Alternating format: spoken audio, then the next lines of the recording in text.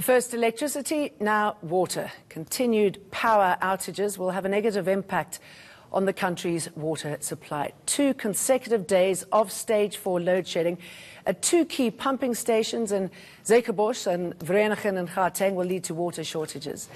Some reservoirs in Gauteng are already below the ideal level of 60 to 80% due to the recent heat wave. Load shedding disrupts the pumping of water from reservoirs.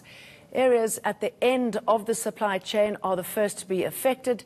They include Bethel, Rustenburg, the north of Pretoria and the east of Ekurhuleni. Let's talk about this now with Nico de Jager, MMC for Environment and Infrastructure in Johannesburg, and Trevor Balzer, Deputy Director General at the Department of Water and Sanitation. Very good to have you both with us. How's it going to affect us? Hi, Jane, and to your listeners as well. Look, I don't think there's a need for us to panic right now. We need to be concerned. But in the discussions that I've had just before coming on air with the CEO of Rand Water, our systems are still quite stable. But we need to be concerned if the rotational load shedding continues. From the department's perspective, we aren't only concerned about the metropolitan area in Gauteng. We've got to look at it across the country. While we're happy with the situation as it is stable in the Johannesburg area from Rand Water, where we supply, I think there's about 12 million users that get water from Rand Water, we haven't had any disruptions as yet. Some areas where we have had some disruptions because of the load shedding are from supplies from Magali's Water, which supplies Madibeng, Rustenburg, those areas, and also from Lepel Northern Water, supplying Polokwane and those areas. We've had some disruptions, but they're in discussion with Eskom to make sure that when they do load shed, our pump stations are not affected by that. I think what the listeners need to understand is that we can't move water around without electricity. All of our water at some stage has to be moved around through pumping, whether it's been through the purification process or pumping it to get to the end users. Okay, so despite your optimism, Nico, it sounds that if you need electricity to move water, we are in big trouble. We're not really in trouble, and I have to say, and I do agree with Trevor, in Johannesburg we do have challenges, and fortunately we have a very close relationship with City Power, our power supplier in Johannesburg. So Joburg Water is in constant discussions with City Power, and we monitor our water levels at all times. We have one area, the Brixton area in Johannesburg, that gets affected by load shedding every now and again. We had it over the weekend affected as a result of load shedding. And that is, again, as Trevor says, because we need power to pump from our reservoir to our water tower. From there we rely on gravitation to reticulate water and take it to the houses. And that is also why we continuously appeal to our residents to use water sparingly, and especially during this time where we have load shedding and where we run the risk of losing a water tower. So when people, and we spoke to them on the streets earlier today, were talking about taps running dry, where does that come from?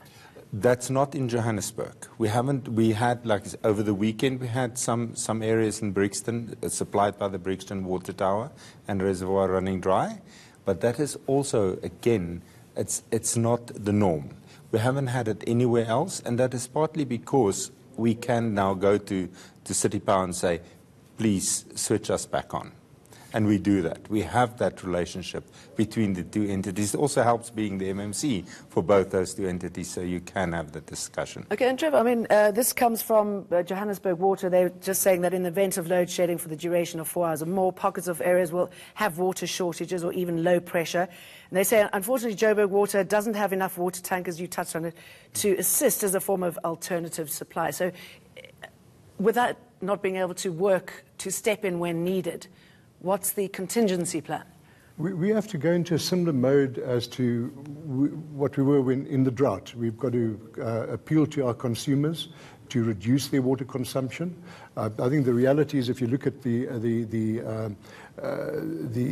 load shedding as we have it, use my example at home of losing about 4 hours in a day through load shedding. If you equate that to hours lost in pumping, it's about 16% that you lose in pumping time if your pumps are running 24 hours. So we just need to get... Should be, right? Running 24 hours? Well, some of them do run 24 hours.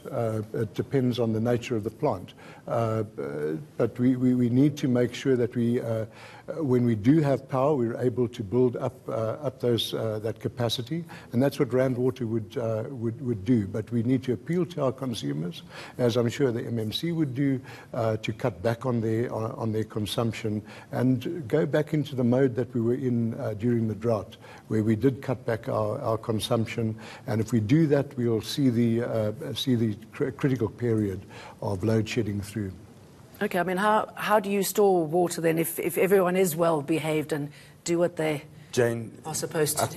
I think it is absolutely critical to bear in mind that in 2017, when we lifted, I think it was the 8th of March, Trevor, we lifted the water restriction. Johannesburg kept level 1 restrictions in place because we live in a water scarce country.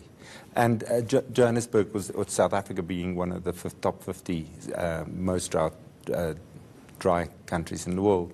And we need to recognize that. So at all times, we should be using water sparingly. This is maybe just a time for us to realize what we have to do to go back to reducing our water consumption. But when Rand Water said they can't survive 2 days of level 4 load shedding, what exactly are they talking about? Because it sounds the complete opposite of what you're saying. Well, I'm saying when I talk about from our experience and the ability for Rand Water to supply us. At this point in time, Rand Water can supply us. What we need the pumps to, why we need pumps to rather work 24 hours a day is at night, in the middle of the night, when you don't have people using water to replenish and to recover your reservoirs. That becomes absolutely critical. And I think that is also where Rand Water then comes in. We need our power supply. But from a city of Johannesburg, we've not, for instance, the Aikenhof substation, Aikenhof substation, we've not load shed them at all, and we have no intention of doing so. We can't afford to, because we cannot afford to lose a reservoir on the side of Rand Water. If you lose one of those reservoirs, it can literally take days to recover. So telling people to, look at their consumption, I mean, what else needs to be worked on at the moment? Is the right infrastructure in place? Are we seeing the right management to make sure that the water keeps flowing? I'm quite happy that we've got the right infrastructure in place and we've got the right management. Got a huge level of trust in the officials running the Rand Water system, and to keep that running. I think it's just unfortunate that we have an intersection of elevated temperatures and load shedding at the same time, where you got high consumption and then a lack of pumping capacity. But if we move into the mode of water conservation, dropping our demand, we'll see this crisis through. Right, so your message is don't panic. Thank you very much, Trevor Balza-Diaga. Thank you. My pleasure. Removing the human touch and devastating jobs in the banking sector, the move to increased digitization. How do we go from man versus machine to man with machine in the 4th industrial revolution?